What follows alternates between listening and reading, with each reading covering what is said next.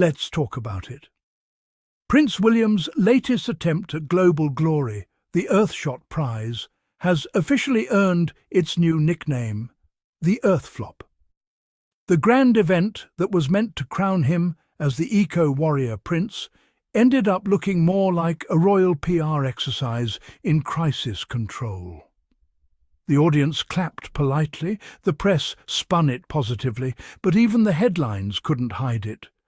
The future King of England couldn't even make his own event trend for more than 5 minutes. And just when you think that's the worst of it, William managed to do the unthinkable. He skipped Remembrance Day. Yes, the day dedicated to honouring Britain's fallen soldiers, the day that defines royal duty, and our future king was nowhere to be seen. The man who's supposed to symbolise tradition couldn't even show up for it. The only thing he seems committed to remembering these days is where Rose might be hiding. Meanwhile, Kate stepped into the spotlight, looking calm, polished, and, let's be honest, relieved. Last year, she couldn't appear on the balcony because of health reasons. This time, she made sure everyone saw her standing tall beside her husband, smiling through what probably felt like a hurricane of awkward tension. The optics were perfect, the devoted wife supporting her future king. But behind that smile, you could sense she knew she had to hold it together. For herself, for the kids, and for the image that keeps the royal machine running. While Kate was waving from the balcony, William was somewhere else pretending to be sporty. Because when in doubt, he books a casual public game to look relatable. A few weeks ago, he played volleyball with school kids. Now, I love a little friendly match, but this man was out there like he was competing for Olympic gold. Spiking balls over 12-year-olds to prove his athleticism. It's giving midlife crisis more than leadership. It's also the perfect metaphor for his royal career, doing the bare minimum, demanding applause and calling it service. It's not hard to see what's happening here. William has been caught in a public image spiral ever since Harry and Meghan walked away from royal life and started thriving on their own terms. Every new project he launches feels like an attempt to outshine his brother, as if saying, "Look, I'm cool too." But instead of winning hearts, it just highlights how much Harry's authenticity contrasts with William's stiffness. Harry's living in California, building a family, and actually following through on causes he cares about.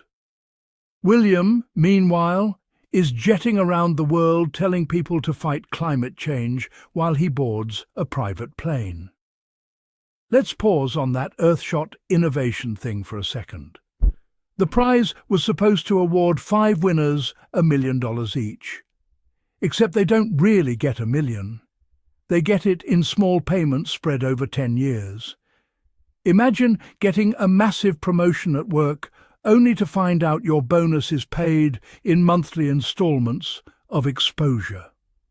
To make matters worse, most of the money raised for Earthshot doesn't even reach the winners. It gets swallowed up by administrative costs. Fancy offices, consultants, production crews. It's a greenwashed gala disguised as philanthropy. And then came the kicker. While the UK was observing Remembrance Day, honouring veterans and fallen soldiers, William was on a Brazilian beach posing for selfies and giving climate lectures. He could have easily planned his trip around it. He makes his own schedule. But no, the man chose to miss one of the few events where his presence actually matters.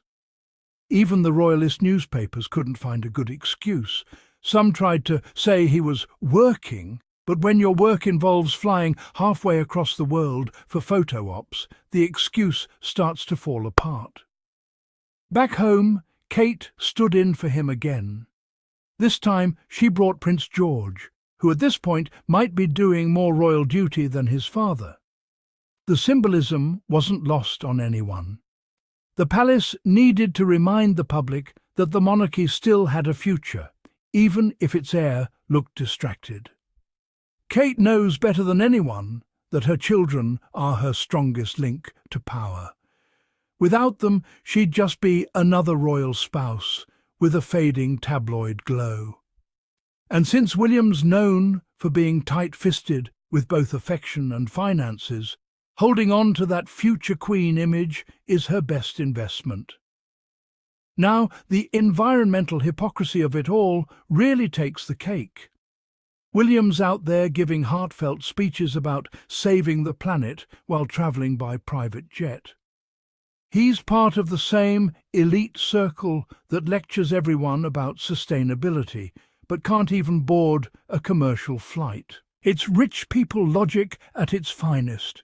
The world needs to change, but don't expect the royals to give up their perks. The irony writes itself. And yet, the bigger issue here isn't just one bad PR week. It's that William seems disconnected from what his own people are going through. The UK is dealing with rising costs, political turmoil, and a serious identity crisis. National pride is slipping. Public faith in the monarchy is fading. And what's their future king doing? Playing volleyball and giving speeches in another hemisphere. The man's so obsessed with global leadership that he's forgotten to lead at home. Even those who once adored the Queen are starting to see the cracks in the crown. Yes, Elizabeth worked hard, but she wasn't the saint her PR team made her out to be. She protected Andrew through scandal after scandal, writing him cheques worth millions to keep his name out of court. Meanwhile, Harry and Meghan, who simply wanted respect and equality, were cast out like they'd broken royal law. The contrast says everything. When a family will defend a man accused of crimes but exile a woman for being too confident, that's not tradition. It's rot disguised as heritage. The truth is, the monarchy has always been built on selective morality and inherited privilege. Every glittering tiara, every diamond in those royal collections has a backstory rooted in colonialism and suffering. They wear stolen treasures from countries they exploited, then smile for cameras while preaching about service. And they wonder why the new generation isn't buying it. William's trying to modernise a system that doesn't want to be modernised. It's like trying to install Wi-Fi in a castle made of denial. This is where Harry shines by contrast. He looked around, saw the dysfunction and said, "No thanks." He walked away to build a life where his children could grow up free from that circus. And while the tabloids still attack him for every move, time keeps proving him right.